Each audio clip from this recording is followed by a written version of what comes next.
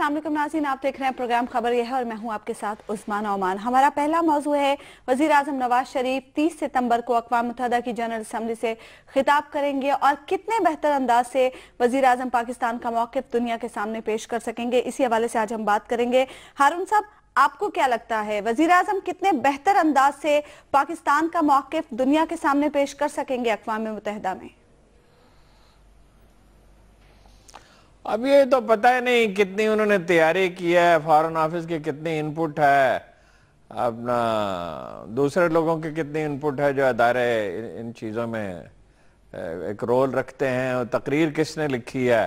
वज़ीर आज़म कोई बहुत फोकस नज़र तो नहीं आते, मगर मेरा ये ख्याल भी है कि कोई यानी खतूत वाज़े हैं जिस पे वो बात करेंगे। मतलब कश्मीर पे वो बात करेंगे, ये मालूम है इस वक्त एक कंसेंसस पाया जाता है कौम में, और अफगानिस्तान के मसले पे हमारी एक क्लियर पोजीशन है कि हम उनकी मदद करने के लिए तैयार हैं। उनके इंटरनल प्रॉब्लम है, अगरचे वहां से तनकीद होती रहती है। मेरा ये ख्याल है कि ये एक ऐसी तकरीर होगी जिसका ज़्यादातर खैर मकदम ही यहाँ किया जाएगा। मेरा ये भी मेरी राय है कि इसको गैर ज़रूरी अहमियत इसको दी जाती है। अक़वाम मुत्तहिदा की तकरीरों से होता कोई नहीं है, बहुत फ़र्क नहीं पड़ता, सिर्फ ये मालूम होता है कि हमारा मौक़िफ़ क्या है। अच्छा हबीब साहब, हमने देखा कि मोदी ने जो तकरीर की, उन्होंने जो खिताब किया, उन्होंने मुल्की मुफाद का ख्याल जरूर रखा, लेकिन उन्होंने बात बैनुल अक़वामी इश्यूज की। हमारे वज़ीर आज़म रीजनल एजेंडा लेकर वहां गए हैं। दोनों के एजेंडाज में क्या फर्क है और दोनों के एजेंडाज से उन्हें कुछ हासिल भी हो सकेगा? देखिए, एक फर्क तो आपने खुद बता दिया कि हमारे वज़ीर आज़म जो है वो एक नेशनल एजेंडा लेके गए हैं, और ख़ास तौर पर उसमें जो इन्वॉल्वमेंट है वो भारत की है कि वो कश्मीर का जिक्र करेंगे, वो पाकिस्तान के अंदर जो टेररिज्म है या पाकिस्तान से बाहर जो टेररिज्म है उसके खिलाफ पाकिस्तान ने जिस तरह जंग लड़ी है उसका वो जिक्र करेंगे। लेकिन जो नरेंद्र मोदी भारतीय वज़ीर आज़म वहां पे अपना एजेंडा लेके गए हैं, उसमें इनका कोई ऐसी चीज शामिल नहीं है जो उनके सरहदी मामलात से मुतल्लिक हो। मिसाल के तौर पर चीन के साथ उनके जो मसाइल हैं सरहदी, वो उसको अक़वाम मुत्तहिदा में नहीं लेके गए। पाकिस्तान के खिलाफ उन्होंने वहां पर कोई बात नहीं की और ना वो करने का कोई इरादा रखते हैं। वहां पर जो भारतीय लोग हैं वो ये कह रहे हैं कि अगर पाकिस्तानी वज़ीर आज़म ने कश्मीर का जिक्र किया और भारत को कुछ सख्त सुनाया तो उस पर हम जरूर जवाब देंगे, लेकिन अदरवाइज वो जो फोकस किए हुए हैं वो अक़वाम मुत्तहिदा में इस्लाहात का एजेंडा है। वो चाह रहे हैं कि अक़वाम मुत्तहिदा को इस तरह शेप किया जाए कि उसमें भारत को एक इंपॉर्टेंट जगह, खासतौर पर सिक्योरिटी काउंसिल में उसे मुस्तकिल नशिस्त मिल सके और यूं उसको वीटो का हक हासिल हो जाए। अच्छा, एक और बात हबीब साहब, अक़वाम मुत्तहिदा में इस्लाहात क्या आसान बात है? देखिए, इतनी आसान तो नहीं है। ये बात बहुत देर से चल रही है, बल्कि बड़े तवील अरसे से चल रही है। अब देखिए, लेकिन उसकी तरफ जो भारत ने जब से खास तौर पर भारत शामिल हुआ है, तो वो जो वॉर, जो इंटरनेशनली डिप्लोमेटिक वॉर है, वो हमारे रीजन में भी आ गई है। हमारी ख्वाहिश ये है, कोशिश ये है कि भारत वो सिक्योरिटी काउंसिल में वो स्टेटस हासिल ना कर सके, उसे वीटो पावर ना मिले, क्योंकि अगर उसे वीटो पावर मिल गई तो डिप्लोमेटिकली कश्मीर का जो रेजोल्यूशन है वो हमसे दूर होता चला जाएगा। लेकिन भारत ने इस सिलसिले में बड़ी सिग्निफिकेंट पेशकदमी की है कि उसने 4 ममालिक, G4 के नाम से आपने पढ़ा भी होगा अखबारात में, कि उन्होंने एक मीटिंग की। G4 क्या है? G4 यह है, उसमें ब्राजील शामिल है, जापान शामिल है, इंडिया शामिल है और जर्मनी शामिल है। ये चारों मुल्कों ने यह तय किया है कि ये चारों मुल्क सिक्योरिटी काउंसिल में अपनी मुस्तकिल नशिस्त हासिल करने की कोशिश करेंगे और एक दूसरे को सपोर्ट भी करेंगे। अच्छा। तो गोया उन्होंने एक ब्लॉक बना लिया है बड़ा इंपॉर्टेंट। तो ये इंपॉर्टेंट ब्लॉक भारत के लिए मददगार साबित होने वाला है, और भारत ने पहली दफा, जो उनके मुस्तकिल नुमाइंदे हैं वहां पे यूएन में, उन्होंने खुल के कहा है कि जनाब हमारी ख्वाहिश ये है कि सितंबर 2016 तक, यानी आइंदा साल तक हम ये टेबल कर लें, वो जो खाका है ना सिर्फ उसको टेबल कर लें, हमारी कोशिश तो होगी कि उसको मंजूर भी कर लें, लेकिन एक नेगोशिएटेड ड्राफ्ट जिसमें भारत को वीटो पावर दी जा रही हो, वो हम टेबल कर दें जनरल असम्बली में। क्योंकि जो जनरल असम्बली की इस्लाहात है, जनरल असम्बली ने इन इस्लाहात का पैकेज जो है वो पहले मंजूर करना है। जब यहां पे ओके होगा उसके बाद वो सिक्योरिटी काउंसिल के मुस्तकिल मेंबर्स के पास जाएगा। तो लिहाजा अब जो मामला है, यूं लग रहा है कि भारत ने पाकिस्तान को एक थोड़ा इनडिफरेंस की तरफ, पाकिस्तान के साथ इनडिफरेंस का रवैया इख्तियार किया, ला तल्लुकी का, कि हमें कोई फर्क नहीं पड़ता। तो नरेंद्र मोदी जो इंटरनेशनली अपना, ये कोई मेरी गुजारिश सुनी, ये नई बात नहीं है। ये इंडियंस जो है ना, मैंने आपसे पहले भी अर्ज किया था, 1000 बरस के बाद तरक्की के 3 अशरे उन्हें मिले, वो आपे से बाहर हो रहे हैं। यहाँ से जो पाकिस्तानी जर्नलिस्ट जाते हैं वो भी ये बात नोट करते हैं, वो ये तासुर देने की कोशिश करते हैं कि हमें तुम्हारी कोई परवाह नहीं है। बात यह है कि उन्हें परवाह ही हमारी है, थ्रेट ही वो हमसे महसूस करते हैं। और उनका मसला ये है कि पाकिस्तान क्यों वजूद में आया, और कश्मीर में जिस बुरी तरह वो आ रहे हैं, ये बात याद रखिए कि अवामी तहरीकें कभी मरा नहीं करती, और हमसे रिजॉल्व किए बगैर मामलात वो कभी क़यामत तक सुप्रीम काउंसिल के सिक्योरिटी काउंसिल के मेंबर नहीं बन सकते। चीन वहां बैठा हुआ है, दूसरे ममालिक हैं। पाकिस्तान एक ऐसा मुल्क नहीं है जिसको यूं आसानी से नजरअंदाज किया जा सकता हो, और इंटरनेशनल मीडिया में या कोई वहां सफारतकारी की मुहिम चला के वो जाके वहां बैठ जाएंगे और वीटो का डंडा उनके हाथ में होगा, तो ऐसा नहीं होगा। पाकिस्तान को सोया हुआ नहीं पड़ा है। यानी हारून साहब, मोदी साहब ने पोजीशन टेररिज्म का जो मसला है इस रीजन में, उसमें पाकिस्तान की जो परफॉर्मेंस है उसकी पोजीशन बहुत बेहतर है। सिर्फ ये है कि हम अपना मुकदमा मुस्तैदी से लड़ते नहीं हैं। ऐसा नहीं है कि वो वाकओवर उन्हें मिल जाएगा, वो मेंबर बन जाएंगे। वो तो कब से ये ख्वाब देख रहे हैं, 90 से तो मैं सुन रहा हूँ। साहबजादा यकूब अली खान कहा करते थे कि कोई उन्हें रोक ही नहीं सकता। इसको 25 बरस बीत गए और वो वहीं की वहीं है सिचुएशन। यानी मोदी ने इस्लाहात का जो इशू उठाया है वो मुमकिन नहीं। देखिए, अब जैसे जिस शब्दों मत से उन्होंने उठाया पहले ये बात करता रहा, वो तो देखिए ना, वो तो एक इंटरेस्टेड पार्टी है, वो तो अपने लिए इस्लाहात चाहते हैं ना। पाकिस्तान तो बहुत पहले से 2 अशरे पहले से 3 अशरे पहले से भुट्टो साहब के जमाने में भी इस पे बात होती रही, बाद में भी होती रही, इस्लाहात की बात करता रहा है पाकिस्तान। लेकिन पाकिस्तान का जो नुमाइंदा है इंडिया के मुकाबले में हारून साहब, पाकिस्तान ने कोई खास अभी तक मौकिफ इख्तियार नहीं किया। No, this is the time. अब जब वजीर आज़म वहां पे तकरीर करने जा रहे हैं, अगर वो कश्मीर का मसला इस तरह रिप्रेजेंट करें कि जनाब आप कश्मीर का मसला अक़वाम मुत्तहिदा के एजेंडे पर मौजूद है और अनरिजॉल्व्ड है, अब तक उसका हल नहीं तलाश किया जा सका, या हल तलाश किया गया तो उस पर अमल नहीं कराया जा सका, तो फिर इस्लाहात जो है उसका नया पैराया मिल जाएगा। वो मसला ये है, वो तो मसला ये है ना, आपकी सुना सलाम दुआ है, आप ही वजीर आजम साहब को समझाइए। किसी चीज पे वो फोकस तो है नहीं, यानी और किस चीज पे फोकस है? ये LNG का इतना बड़ा इशू खड़ा हुआ है, नंदीपुर का खड़ा हुआ है, वो अदालतें बनाने का मसला, पाकिस्तान प्रोटेक्शन ऑर्डिनेंस जो आया था उसके तहत को किसी चीज पे फोकस्ड है ही नहीं। वो तो ऐसा लगता है कि वक्त गुजार रहे हैं। वजीर खारजा नहीं है पाकिस्तान का। आप गौर फरमाइए कि इतना बड़ा चैलेंज खारजा पॉलिसी के मैदान में पाकिस्तान को दरपेश है, और पाकिस्तान का कोई वजीर खारजा नहीं है। कोई वजीर खारजा मुकर्रर करें और कोई इस पे लाए अमल तय किया जाए। पाकिस्तान की पोजीशन मॉरली बहुत स्ट्रांग है, पाकिस्तान ने बड़ा गेन किया है। देखिए, जब जनरल राहील शरीफ जाते हैं, जिनके बारे में लोग समझते हैं कि वो सीरियस बात करते हैं, ही मीन्स बिजनेस, तो लंदन में और वाशिंगटन में और दुनिया के दूसरे कैपिटल में, इवन रूस में किस तरह उनका इस्तकबाल होता है, चीन में कैसा इस्तकबाल उनका होता है। बिल्कुल। अच्छा हबीब साहब, एक सवाल, हारून साहब ने भी अभी कहा कि अक़वाम मुत्तहिदा में पहले भी तकरीरें और खिताब होते रहे हैं लेकिन कोई नतीजा नहीं निकला। इस बार कुछ मुख्तलिफ हो सकता है, इस बार कोई हल निकल सकता है किसी भी मसले का? देखिए, उसमें अभी अगर आप इमीडिएट तवक्को रखें तो वो तो शायद मुश्किल है, क्योंकि पाकिस्तान जो है, यस हारून साहब जैसे कह रहे हैं कि कुछ किसी हद तक पाकिस्तान की पोजीशन इंप्रूव हुई है इंटरनेशनल डिप्लोमेसी के मैदान में, लेकिन इस हद तक इंप्रूव नहीं हुई कि हम दुनिया से वो मनवा सकें जो हम चाहते हैं, या अपने मौकिफ पे दुनिया को संजीदगी से गौर करने के लिए मदऊ कर सके। तो वो वक्त अभी कब ऐसा आएगा? नहीं। वो वक्त देखिए, कब आएगा? वो वक्त जब आएगा, जैसे हम बहुत सारे ख्वाब हैं वो हम भी ख्वाब देखें और उनकी ताबीर के लिए कोशिशें करें। पाकिस्तान को अभी कश्मीर का, जैसे अब वजीर आजम गए हैं, कश्मीर का मुकदमा लड़ने के लिए ये टॉप, यानी आप यूं कहिए कि सबसे बड़ा फोरम है। लेकिन अहम तरीन बात है कि इससे पहले हमने क्या किया। इससे पहले अगर जुड़ी हुई हम कुछ कोशिशें करते, मिसाल के तौर पे हम पूरे इंटरनेशनली हमारे तमाम सफारतखाने मुतहर्रिक होते और कश्मीर का मसला उठाते, भारत की दहशतगर्दी में मुलव्वस होने के सबूत दुनिया के सामने पेश किए जाते, एक पूरे का पूरा माहौल बनता। वो तमाम फिर हमारी कुछ लॉबिस्ट होते जो अक़वाम मुत्तहिदा की लॉबीज में जाके ये काम करते, फिर वजीर आजम तकरीर करते। एक मिनट देखिए, अगर आप इजाजत मरहमत फरमाएं, वजीर आजम साहब तो पिछली दफा नाम ही लेने के लिए तैयार नहीं थे कश्मीर का। जब ये क्लैरिटी ना हो तो कोई नतीजा नहीं निकलता। 3 महाज हैं।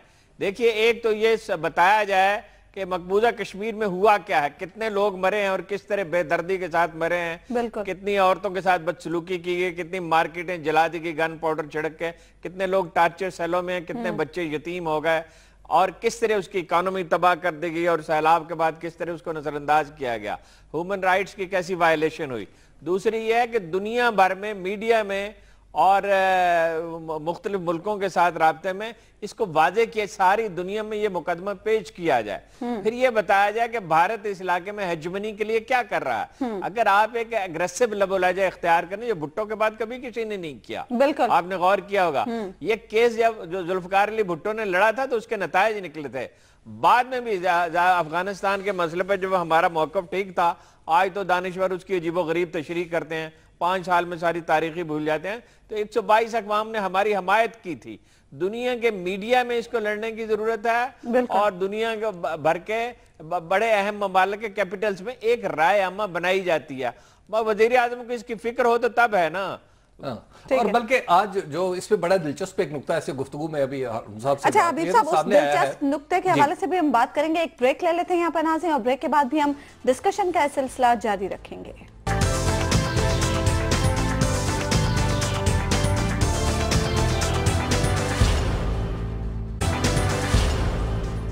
वेलकम बैक नाजरीन। ब्रेक पर जाने से पहले हम बात कर रहे थे वजीर आजम नवाज शरीफ अक़वाम मुत्तहिदा में 30 सितंबर को खिताब करेंगे जनरल असेंबली से। हबीब साहब आप इस हवाले से किसी दिलचस्प नुक्ते की बात कर रहे हैं। मैं अर्ज करना ये चाह रहा था कि जो जैसे नरेंद्र मोदी साहब ने जो तकरीर की जनरल असेंबली में, उन्होंने जो तकरीर में 3 कोट्स मुख्तलिफ दिए।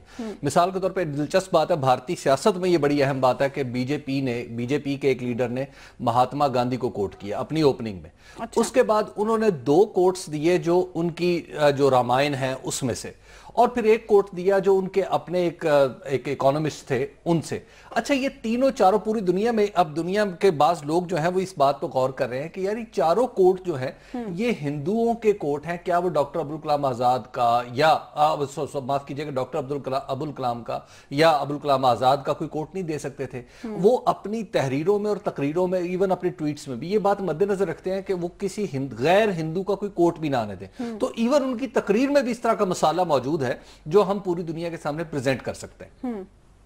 अच्छा हारून साहब, मुशीर खारजा सरताज अजीज की 20 ममालिक के वज़ीर खारजा से वहां पर मुलाकात होगी। वज़ीर आज़म नवाज शरीफ की भी कई सरबराहान मुमलिकत से मुलाकात होगी। इन मुलाकातों से कितनी अहमियत इन मुलाकातों की है और इन मुलाकातों से क्या फायदा हासिल हम कर सकते हैं? देखिए, असल बात ये होती है कि आपने मौक़िफ़ क्या इख्तियार किया। मिसाल के तौर पर भी आप ये जिक्र कर रहे हैं उसकी तकरीर का, वज़ीर आज़म को किसने रोका है कि एक जोरदार तकरीर करें?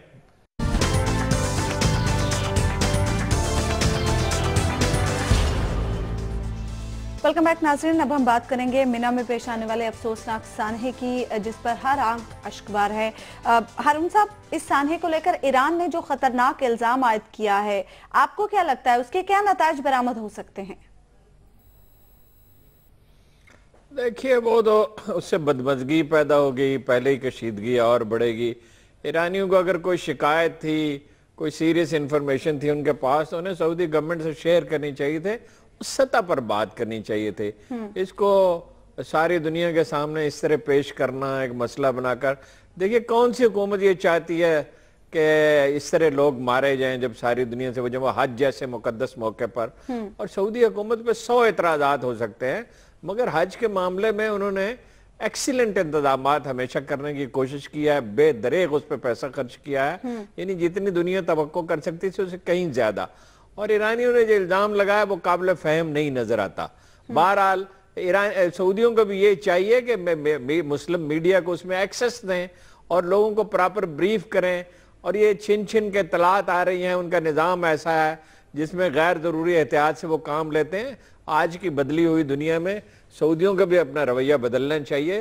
इस पे पूरी तरह से इस्लाम सारी दुनिया से मुसलमानों को बुलाएं, जर्नलिस्टों को, एक आध दिन में, कोई लंबा चौड़ा काम नहीं है। कुछ लोग वहां मौजूद हैं, हमारे भी मौजूद हैं, मिस्र के भी मौजूद हैं, ईरान का भी शायद कोई होगा और भी तुर्की के भी होंगे। जर्नलिस्टों को जमा करें, उन्हें सारे फैक्ट्स बताएं।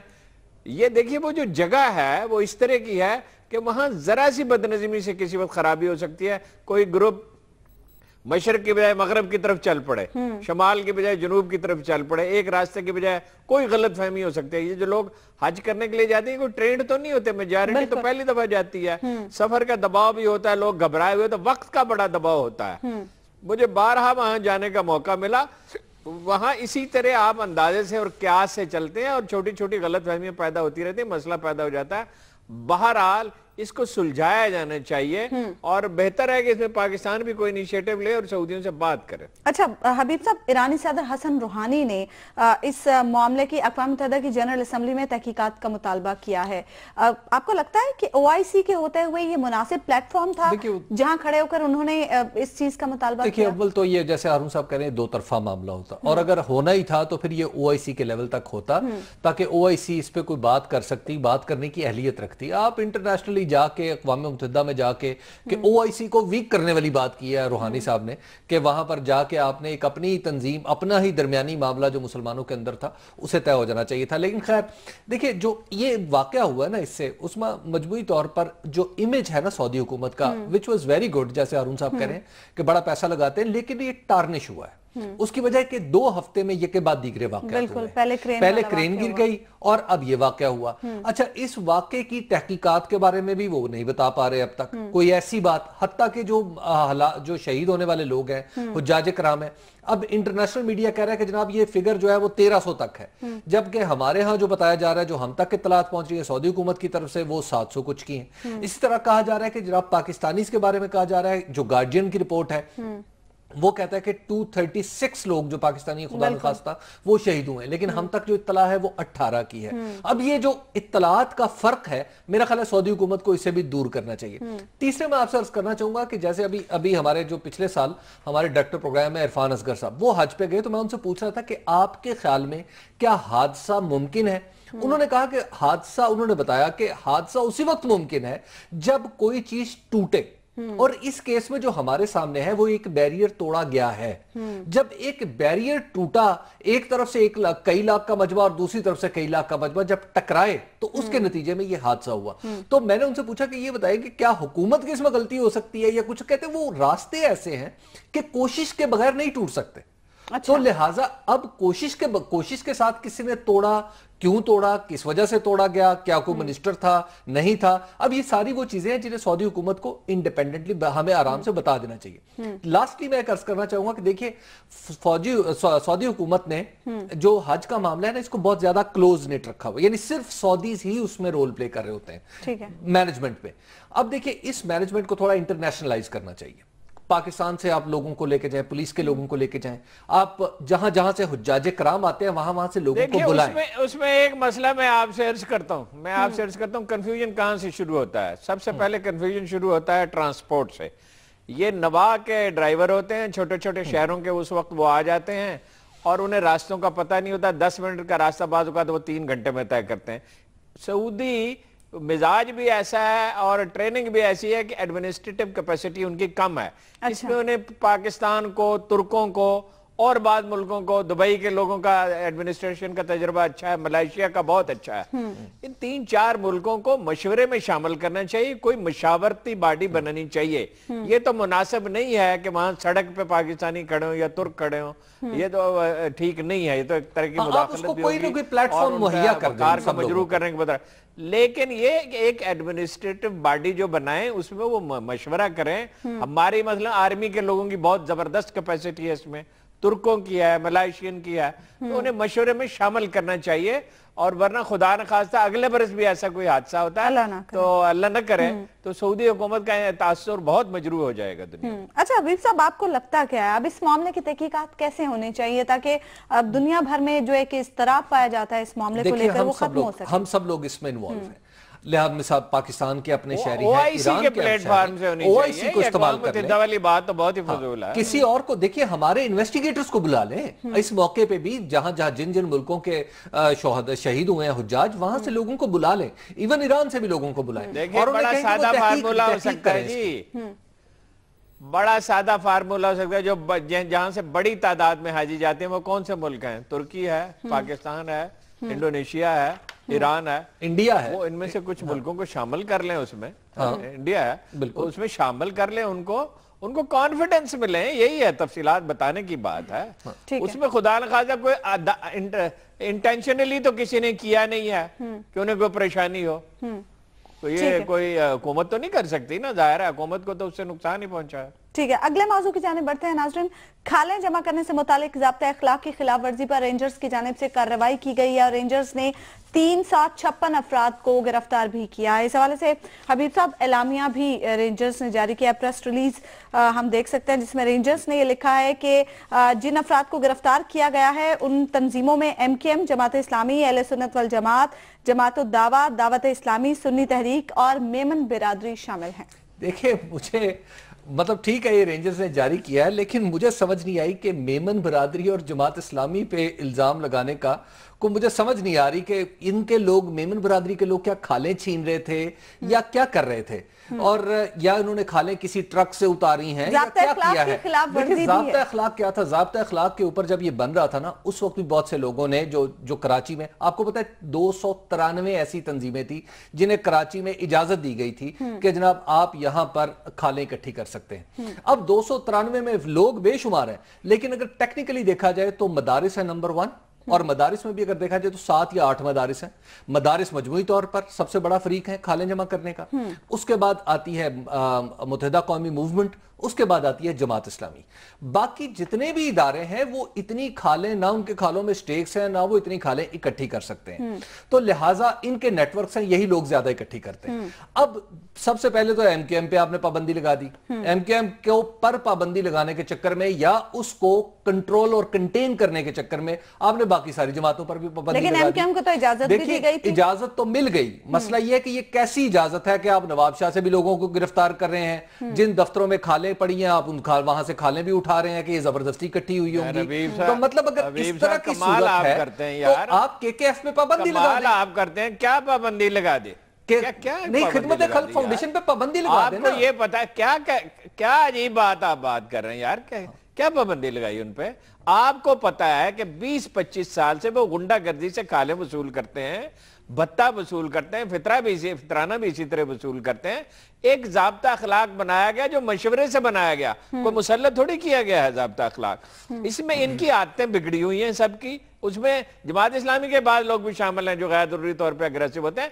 मदारस के लोग, मैं बात चीजें कहता नहीं हूं, देखिए मदारस के बाद लोग हैं, पूरे दावे से मैं आज आपको कह रहा हूं, अगर आप चाहे तो मैं आपको सबूत भी देता हूं, जो भत्ता तक वसूल करते हैं। ये वहां कराची का सारा माहौल खराब हो गया। नोट करने की बात यह है कि उसने रेंजर्स ने तैया कर लिया कि नहीं वो वायलेशन करने देंगे, गुंडागर्दी करने नहीं देंगे। रेंजर्स के पीछे कौन खड़ा हुआ है? उनकी मॉरल पोजीशन स्ट्रांग है, कराची के शहरी उनके पीछे खड़े हुए हैं। इस दफा आपको पता है कि खालें खरीदने के लिए ताजर तैयार नहीं थे, MKM से एक जगह पड़ी रही।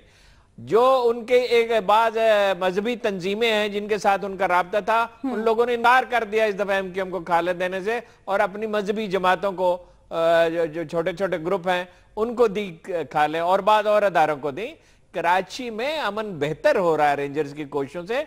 कोई भी जो कानून की वायलेशन करता है वो कितना ही मुकद्दस क्यों ना हो, जब तक लोगों को रोका नहीं जाएगा तो ये अमन पूरी तरह बहाल नहीं होगा।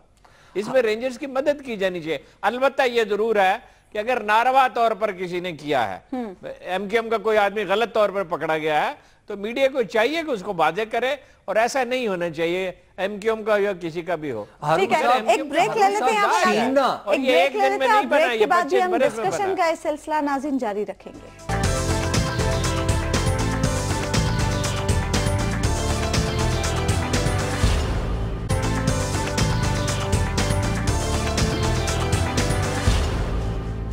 वेलकम बैक नाज़रीन। ब्रेक पर जाने से पहले हम बात कर रहे थे खाने जमा करने से मुतालिक ज़ाब्ता अखलाक की। हबीब साहब, आप तो इन खालों में सबसे पहले तो एक बात यह है कि जमात इस्लामी ने इसकी बिल्कुल तरदीद कर दी है कि जनाब उनका कोई भी शख्स, कोई भी कारकुन, रुकन इसमें मुलव्विस है। अच्छा। तो लिहाजा इसका एक हिस्सा तो ऐसा है जिसपे जमात इस्लामी ने इस बयान की तरदीद कर दी है। MKM वालों का भी ये कहना। अच्छा, बाय द वे, अभी MKM के लंदन सेक्रेटेरिएट से मुझे एक फोन आया था, वो चाह रहे थे कि प्रोग्राम में शिरकत करना, लेकिन मैंने उन्हें कह दिया कि भाई अभी वक्त कम है, तो लिहाजा उनकी शिरकत जो MKM वालों की वो आइंदा के किसी प्रोग्राम के लिए उठा रखते हैं। तो आपकी खबर की जाने बातें हैं हबीब साहब? जी, मेरी खबर भी जो है वो आज उस्मान नुमान साहब कराची के हवाले से है। और कराची में आपको पता है कि दिसंबर में होने हैं बल्दियाती इंतखाबात, और बल्दियाती इंतखाबात के लिए जोड़ तोड़ का सिलसिला वो जारी है और जमात इस्लामी उतावली हुई फिर रही है कि किसी भी तरीके से वो पाकिस्तान तहरीक इंसाफ से अपने मुज़ाकरात तय करके उनसे यानी अपने कोई मुंतखब लोगों को मुंतखब करवा सके। अच्छा। अब दूसरी तरफ जो पाकिस्तान तहरीक इंसाफ है उसने 6 कमेटियां बनाई है, 6 मुख्तलिफ अजला की। अच्छा। कि इनसे बात करें। मजे की बात यह है कि जमात इस्लामी की तमाम तरह कोशिशों के बावजूद अब तक उन 6 में से सिर्फ 2 कमेटियों के लोग उनसे मिल पाए हैं। अच्छा। और जब मिले तो उन्हें पता चला कि जनाब इसमें तो है, हमें तो हमारी तो तैयारी नहीं है, हमारी तो जो हाईकमान कहेगी वो कर लेंगे। तो भाई जमात इस्लामी वाले ये भी नहीं सोच रहे कि यार आपका नेटवर्क है इतना बड़ा कराची में, आपका मेयर रहा है, तो कराची में आप अपने मेयर को नेमतुल्ला खान साहब को अगर आप प्रमोट करते हैं तो उनकी रोशनी में आप बहुत चीजें आगे ले जा सकते हैं। लेकिन पता नहीं तहरीक इंसाफ से जो जमात इस्लामी की मोहब्बत है वो खत्म होने का नाम ही नहीं ले रही। लगता उन पर भी तहरीक इंसाफ का साया पड़ गया। अच्छा हारून साहब, आपकी खबर की जानिब आते हैं, आपके पास आज क्या खबर है? नहीं, वो तो सिर्फ मैं ये अर्ज करना चाहता, देखिए जमात इस्लामी नहीं जीत सकती है, वो वक्त बदल गया। वो तहरीक इंसाफ के साथ मुआहिदा ही करके बदल सकते हैं, लेकिन जमात इस्लामी में अल्लाह के फजल से ऐसे बहुत से लोग मौजूद हैं जो मुआहिदा होने नहीं देंगे, और तहरीक इंसाफ वाले भी बड़े अक्लमंद हैं। मिल के ये पार्टियां कर सकती हैं, अलग अलग नहीं कर सकती। देखिए जो मैं पीपल्स पार्टी में तंजीम नौ के बारे में सोचा जा रहा है। पिछले इजलास में नदीम चंद ने और एतजाज हसन ने बड़ी सख्त तनकीद की और ये कहा जरदारी साहब को पीछे हटना चाहिए। चुनाचे बिलावल और शैला रजा और इनके मियां कादर पटेल, उनका नाम है, कादर पटेल तो दूसरे फरियाल गौर नहीं, कादर पटेल अलग है, शैला रजा वो उनके जो मियां शैला के जो जी वो ये कोशिश की जा रही है कि ये जो और मगर फरियाल भी उसमें, फरियाल तालपुर भी उसमें शामिल है कि इन्हें आगे लाया जाए। बहुत सख्त तनकीद हुई है और ये जरदारी साहब को मशवरा दिया गया है कि वो बिलावल को काम करने दे। उसमें उनसे ये भी कहा गया है कि ये जो ड्रामा है ना भुट्टो साहब की तरह तकरीरें करने का, उसकी बजाय वो अपने मामूल के मुताबिक तकरीर करें, अपने स्टाइल के मुताबिक। चुनाचे लाहौर में इसी तरह उन्होंने बात की और ये भी उन्हें मशवरा दिया गया कि फौज से उलझने की जरूरत नहीं, इससे आपको बहुत सख्त नुकसान पहुंचेगा। इस पे उन्होंने एग्री कर लिया। मैं ये फोर्सी कर रहा हूं जो कराची से जो इतलात मिल रही हैं कि अगले चंद दिनों में, चंद हफ्तों में बहुत सी गिरफ्तारियां होंगी, बहुत से लोग पकड़े जाएंगे, बड़े अहम वाकयात होने वाले हैं। उसमें एक डायलमा ये है कि अभी तक पाकिस्तान पर प्रोटेक्शन ऑर्डिनेंस नाफिज होने के इतना अरसा गुजर गया, जो खुसूसी कोर्ट्स बननी थी 20-22 कराची के लिए, वो वजीर आजम ने नहीं बनाई है। पीपल्स पार्टी के लोग गिरफ्तार होने वाले हैं। पीपल्स पार्टी के लोग गिरफ्तार होने वाले, ये नहीं, बहुत से लोग पीपल्स पार्टी के भी हो सकते हैं, एमकेएम के भी हो सकते हैं और भी हो सकते हैं। इसलिए कि बहुत सी इंफॉर्मेशन जो है वो मिली है और बहुत सी एविडेंस जमा हो चुकी है। इधर से ये रिकंसिलिएशन, इसहाक डार साहब बड़े पंजाबी मुहावरे के मामे बने हुए हैं आजकल रिकंसिलिएशन के, और कोई काम होने वहां नहीं दे रहे। जो उन्होंने ये रहमान मलिक साहब को बनाया, ये इंटीरियर की कमेटी का चेयरमैन, ये बहुत ही इस पे अफसोस का इजहार किया जा रहा है जिम्मेदार हल्कों में। भाई ये पैसे खा गया स्कैनर्स के रहमान मलिक, यानी ये कोई आदमी है, मैं माफी चाहता हूं सख्त अल्फाज इस्तेमाल करने के लिए, और सीक्रेट फंड के ये पैसे खा गया और इसको जनाब वहां एक जिम्मेदारी दी गई है और वो बड़ी आजकल नामों प्याम उसका इसहाक डार के साथ हो रहा है। तो वो इसमें बड़ी बेचैनी पाई जा रही है कि वहां जो अदालतें बननी चाहिए वो नहीं बन रही, जो सपोर्ट दी जानी चाहिए वफाकी हुकूमत की वो नहीं दी जा रही। अगर यहाँ तक एक मुशीर है वजीर, मेरी बात तो सुन लें, एक मुशीर है वजीर आजम के, अभी मैं नाम नहीं बताऊंगा, उन्होंने वजीर आजम को मशवरा दिया कि जनरल आइल शरीफ को बरतरफ कर दें। वो तो खैर जाहिर है नहीं होगा, पूरी कौम उठ के खड़ी हो जाएगी और वजीर आजम ऐसी कोई हमाकत नहीं करेंगे, एक दफा वो कर चुके हैं और वो तो एक अनपॉपुलर सा आदमी था, अननोन आदमी था, ये तो एक नेशनल हीरो है। लेकिन कोई वफाकी हुकूमत समझ नहीं रही है और पीपल्स पार्टी को भी पूरा इदराक नहीं है। कराची में पब्लिक पीछे आके खड़ी हो गई है रेंजर्स के और अस्करी क़यादत के, और इन्हें अपने आप को अमेंड करना होगा वरना खराबी हो सकती है। ठीक है, प्रोग्राम का वक्त नाज़रीन खत्म हुआ, आपसे मुलाकात होगी इंशाल्लाह अगले हफ्ते अल्लाह ने के बाद।